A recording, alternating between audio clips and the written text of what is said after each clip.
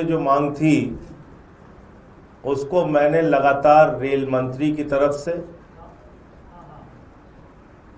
और सरकार की तरफ से इस उम्मीद के साथ उठाया कि कुलियों की समस्याओं पर वो कुछ समाधान देंगे। आप जानते हैं, सैकड़ों वर्ष से, जब से रेलवे स्टेशन है तब से बोझ उठाने के लिए कुली है। एक फिल्म भी आई थी कुली, उसका एक मशहूर गाना था, सारी दुनिया का बोझ हम उठाते हैं, लोग आते हैं लोग जाते हैं। हम आए यात्रा में ये कुली मिलते हैं, बोझ उठाते हैं, फिर वो अपना काम, हम फिर भूल जाते हैं। इनके दर्द को सुनने वाला आज की तारीख में कोई नहीं है। और जब देश के रेल मंत्री लालू प्रसाद यादव जी थे तो कुलियों के लिए एक नीति लेके आए थे कि उनको या उनके परिवार के किसी व्यक्ति को रेलवे में नौकरी दी जाएगी। और करीब करीब 22,000 लोगों को उस वक्त नौकरी दी गई। 20,000 के करीब लोग आज भी बाकी हैं जिनको नौकरी नहीं दी गई। इनका मुद्दा बार बार सदन के सामने उठाया गया, लेकिन इसके साथ साथ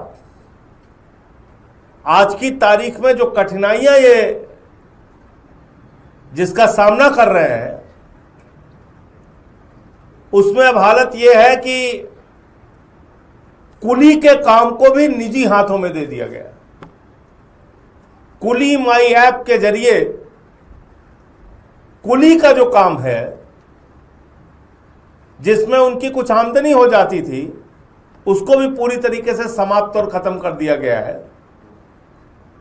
और अब उसका काम भी निजी कंपनियों के हाथों में सौंप दिया गया है। तो ना तो सरकारी नौकरी इनको मिली और ना ही कुली का जो ये काम कर रहे हैं वो काम इनको करने की इजाजत है।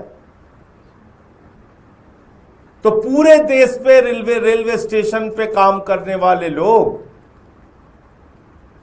कुलियों के परिवार और खुद वो लोग आज दुखी हैं, परेशान हैं। उनके सामने 2 वक्त की रोटी का भी संकट है। अपने परिवार को कैसे चलाएंगे, ये एक बहुत बड़ा सवाल है रेल मंत्री जी से और मोदी सरकार से। तो इस बार भी सत्र में इनका मुद्दा मैं प्रमुखता से उठाऊंगा। और मैंने कहा है कि अगर इनकी ओर से कोई आंदोलन जंतर मंतर पे या दिल्ली में होगा या कहीं और कोई सम्मेलन करेंगे लोग, तो इनके मुद्दे को बल देने के लिए मैं इनके साथ इनके आंदोलन में भी शामिल रहूंगा। सुरेश जी हमारे साथ हैं, जो लखनऊ के railway station, Charbagh railway station पे कुली का काम करते हैं, पढ़े लिखे हैं। इनके साथ सैकड़ों लोग वहां पे जुड़े हुए हैं और इनके साथ कई राज्यों के इनके संगठन के लोग आज आए हैं, जिसका ये परिचय भी अब आपके सामने कराएंगे। मैं चाहता हूं पूरी संवेदनशीलता के साथ इनके दर्द, इनकी तकलीफ, इनकी समस्याओं को सुने और सदन में मैं इनकी बातों को मजबूती से उठाऊंगा। इनकी और जो मांग और बातें हैं, मैं चाहता हूं सुरेश जी एक बार आपके सामने रखेंगे। सबका परिचय करा दीजिए। परिचय कर दीजिए। साथियों नमस्कार, मेरा नाम खड़े होकर ना बेटा आराम से बोलिए। मैं राम सुरेश यादव, राष्ट्रीय कुली मोर्चा, जैसा साहब ने जिक्र किया, राष्ट्रीय कुली मोर्चा का मैं संयोजक हूं। और यहाँ पर हमारे साथी जो उपस्थित हैं वो अलग अलग जोन से हैं। सिकंदराबाद जोन से रमीतुल्ला जी हैं, आपके मऊ से चुन्नू जी हैं, और आप कर्नाटक से इमाम भाई हैं, और बिहार से अरुण जी हैं, ये भोपाल से हैं राकेश जी हैं, बैठ के बोलिए। भोपाल से राकेश जी। इस तरीके से पूरे भारत से हमारा जो है एक डेलीगेशन आज माननीय नेताजी के मिल करके और अपनी बात को पार्लियामेंट में उठाने के लिए यहाँ हम लोग आए हैं। हमारा सवाल ये है कि नेताजी ने बार बार सदन में इस बात को रखा, हम गरीबों की बात को और मांग किया, लेकिन उस पर आज तक कोई कार्रवाई नहीं हुई है। हमारी मांग ये है कि पिछली 2008 में हमारे देश के कुलियों का समायोजन रेलवे के अंदर किया गया था, लेकिन तब इतनी टेक्नोलॉजी नहीं थी। आज जिस तरीके से टेक्नोलॉजी बढ़ी है, चाहे एक्सीलेटर हो, लिफ्टें हो, जिससे हमारा काम ज़्यादा नहीं प्रभावित हुआ, लेकिन आज जो सरकार ने निजीकरण व्यवस्था लेकर आई, उस निजीकरण में हमारे भी काम को प्राइवेट कंपनियों के हाथ में दिया गया। जब हमारे काम को प्राइवेट कंपनियों के हाथ में दे दिया गया तो मेरे पास काम नहीं बचता है।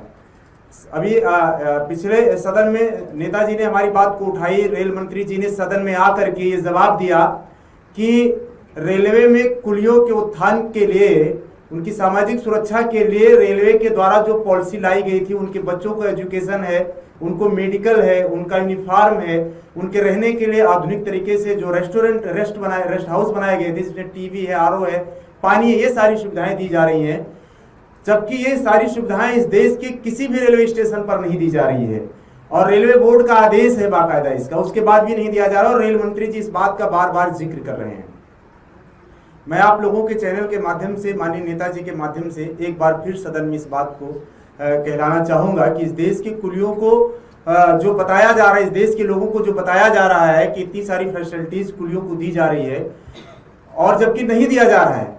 मुद्दा यह है कि ये फैसिलिटीज लेकर के हम क्या करेंगे जब हमारे काम को किसी प्राइवेट कंपनी के हाथ में दे दिया जाएगा और प्राइवेट कंपनी अपना आदमी रख करके काम करेगी, तो फिर हमारा काम ही नहीं बचेगा। और जब हमारा काम नहीं बचेगा, हमारे पास अर्निंग नहीं हो, हमारे पास पैसा नहीं होगा, तो हम ना अपने बच्चों को पढ़ा सकते, ना लिखा सकते, ना घर चला सकते हैं।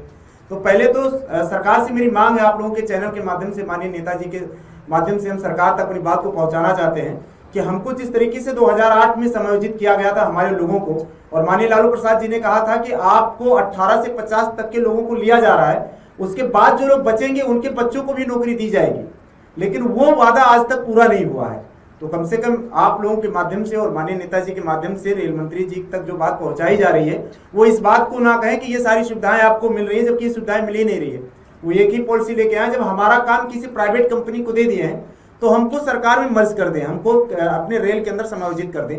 चाहे वो अगर उनके पास वैकेंसी नहीं है तो कुलियों की जरूरत है, आप जो है प्राइवेट कंपनी के हाथ में लगेज भी ढोने का आप दे रहे हैं 30 रुपया लगेज और 50 रुपया आदमी बीओसी पे बैठा के जा रहा है, तो उस लगेज से जो अर्निंग है वो प्राइवेट कंपनी कमा रही है। मैं आपके चैनल के माध्यम से बताना चाहूंगा कि वो सरकार टिकट पर ही अलाउ कर दे, इससे देश के कुलियों का जो वेतन है वो प्लस सामाजिक सुरक्षा की सारे पैसों का इंतजाम हो जाएगा और पैसे बढ़ भी जाएंगे सरकार के पास। तो सरकार ऐसी कोई पॉलिसी सोचे और हम कुलियों के उत्थान के लिए ऐसा कुछ कार्य करें इस दिशा में। और किसी का परिचय कराना हो तो करा दीजिए, और राज्यों के जो लोग हैं। हो गया? अब आपके कोई प्रश्न हो आप पूछ सकते हैं। दो प्रश्न है आपसे। एक तो आपने जो ये विषय उठाया है इस संबंध में अब तक क्या रेल मंत्री से सीधी आपके कोई संपर्क हुआ या सिर्फ सदन में उठाया? रेल मंत्री को मैंने पत्र भी भेजा है इन लोगों की समस्याओं के समाधान के लिए, और इसके साथ साथ सदन में भी इनका मामला मैंने उठाया है और ये मांग की है कि जो वादा 2008 में रेल मंत्री के तौर पे लालू प्रसाद यादव जी ने किया था उसको आज तक पूरा क्यों नहीं किया गया और क्यों इन लोगों को भर्ती नहीं किया गया, जो लोग बचे हैं या उनके परिवार के लोगों को क्यों रेलवे में नौकरी नहीं मिल पाई। तो इसका मामला मैंने उठाया था। और साथ ही साथ अब तो जब निजी हाथों में कुली का काम चला गया तो इनके समायोजन की व्यवस्था करनी ही चाहिए, वरना कैसे इनका जीवन कैसे चलेगा। तो दूसरा सवाल है कि गंभीरता से आपने ये जो सवाल उठाया, एक और गंभीर सवाल खड़ा हुआ है। जिस सदन में आप लगातार सवाल उठाते थे उसके सभापति ने अचानक से इस्तीफा दे दिया।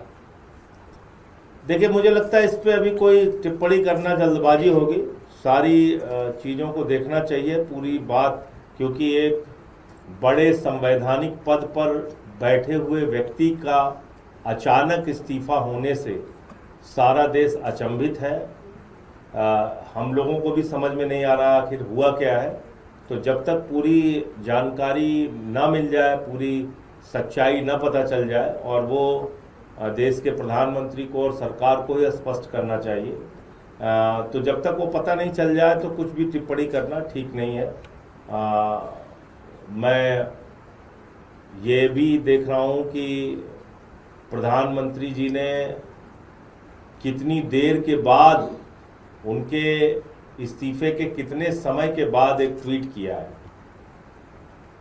इसका मतलब कोई प्रयास नहीं हुआ उनकी तरफ से मनाने का या रोकने का। तो पूरी बात क्या है वो जानना बहुत दुविधा, बहुत सारे सवाल लोगों के मन में खड़े हो रहे हैं।